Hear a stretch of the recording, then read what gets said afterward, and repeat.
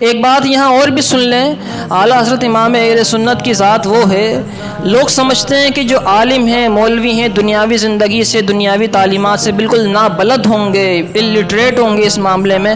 اعلیٰ حضرت امام اہل سنت پر اب تک دنیا کی مختلف یونیورسٹیز کے اندر 30 سے زائد پی ایچ ڈیز ہو چکی ہیں، یعنی اعلیٰ حضرت کی ذات پر تحقیق کر کے لوگ ڈاکٹر بن جاتے ہیں، اور 52 سے زائد ایم فلز ہو چکے ہیں، اور نہ جانے کتنے ابھی پائپ لائن میں انڈر پروسیس ہیں، ان کے مقالے جات، ان کے تھیسس لکھے جا رہے ہیں۔ یعنی اعلیٰ حضرت امام اہل سنت وہ عالم، وہ مولوی ہیں۔ مولوی کا لفظ میں خاص طور پر اس لیے استعمال کر رہا ہوں کیونکہ مولویوں کو بڑا ڈیگریڈ کیا جاتا ہے سوسائٹی کے اندر۔ اعلیٰ حضرت اس مولوی کا نام ہے جس مولوی کی کتابوں پر تحقیق کر کے لوگ ڈاکٹر بن جاتے ہیں۔ اس شان سے اللہ تعالیٰ نے امام اہل سنت کو نوازا ہے۔